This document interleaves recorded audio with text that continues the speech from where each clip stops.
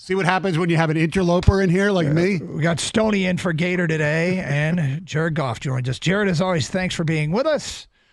So obviously losing a game is not the end of the world, but when you couple that with losing players, that makes it an even a tougher loss. How would you describe the mood in the building as you turn the page and start getting ready for the Bears?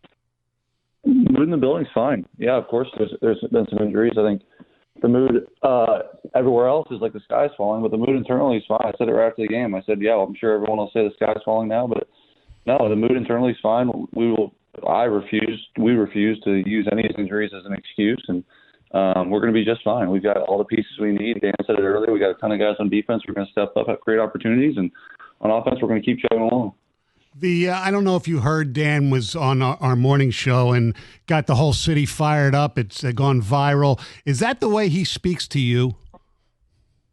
It's the way he speaks to all of us. He's telling the truth. There's no fluff about it. He's being honest. He's being sincere. He's being genuine, and he's right. If we reacted like everyone else outside of us, we'd have no chance. I know that Jared Goff hears stuff, and there are some talking heads saying the Lions are done. And I think there's some depressed fans who come from a loving place that think that they can't overcome these injuries.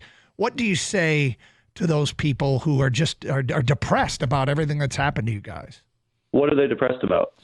Well, that they're worried that the defense has lost too many guys. Now David Montgomery's out, and they just can they overcome all that? Sure, yeah. I'm telling you right now, we can. Don't be depressed. We're fine. We're 12-2. We got 3 games ahead of us. We're in good shape. Okay, Jahmyr Gibbs, obviously he's going to take on a heavier load. And there's a few things about this. One is he's one of the most explosive players in the league, without question. The questions are, can he handle the load? And what happens when defenses are only scheming against just Gibbs and not Montgomery? Those are some of the challenges you'll have with him moving forward. Sure, yeah, he can handle the load. I mean, we'll have to spell him with somebody else, I'm sure, but he's one of the best backs in the league. I mean, I don't know what you mean. Like, yeah, he can handle the load. He'll be just fine. Obviously, losing David hurts, but we'll overcome it just like we've overcome everything else this year. In short yardage situations, would it be premature to think that the kid, Vaki, who seems like a bowling ball, would be a good guy to take Montgomery's spot in those situations because he seems very difficult to bring down? Yeah, or we just put it on my back. I'll just QB sneak everything. How about that? Well, yeah, when it's real short, there are times I'm sitting in the press box and just sneak it yourself, and you've been pretty successful at that. Yeah, I got a pretty high batting average on that, so maybe we'll just do that, or maybe I'll line up back there. Who knows? What about Craig Reynolds? He hasn't had they haven't had an emergency break glass situation, but we've seen him in the past do some good things. For his career, he averages over 4 yards a carry. What does Craig bring to the table? Craig's been a stud, yeah. Ever since he's gotten here, he's filled in when needed and done a great job. Had a nice touchdown last year in the playoff game. He's played great in certain moments for us, and a guy that we trust tremendously. And if his number's called, I know he'll be ready. When you watch what you saw across the field on Sunday, you had a great game, obviously, 5 touchdown passes. Is Josh Allen playing at a different level right now the last month since they beat Kansas City? Yeah, what he's doing right now is pretty special. It is pretty tremendous, and I think even the plays that you thought were going to be negative plays, he was able to make something happen, and it's tough to stop. And certainly he showed that against us, showed it the week before, and like you said, the last month, and he's playing some good ball. Do you have that chest pass touchdown that in your repertoire? Now theirs didn't count, but it was pretty cool. Yeah, I'm glad it didn't count. I told him after the game, so you don't got to go chest pass on us, but I'm glad they called that one back. Dan Skipper, great play, but I want to talk a little bit about yards after catch. He not only reels in the ball, turns upfield, good ball security, puts his shoulder down and gets into the end zone. Evaluate Dan Skipper on that play for us.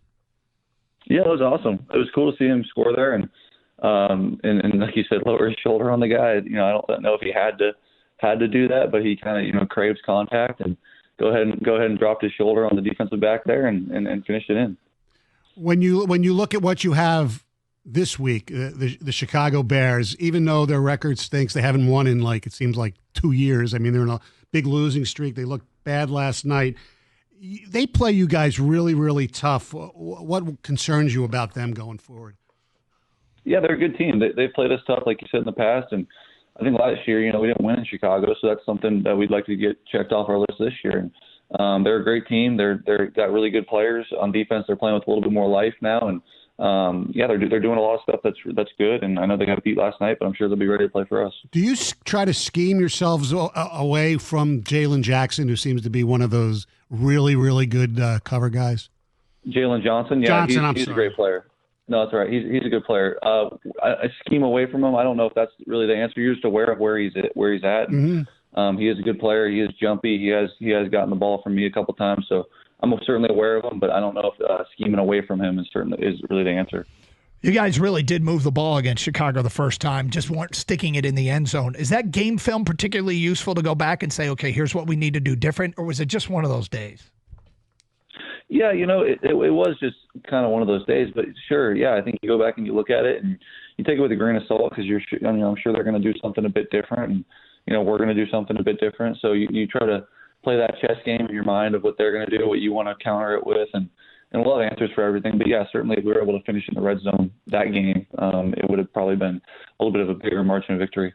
By the way, it did, he did drop the ball, but anybody who can question whether you can throw the long ball, I think those were erased with the bomb to JMO yesterday. Would you agree with that?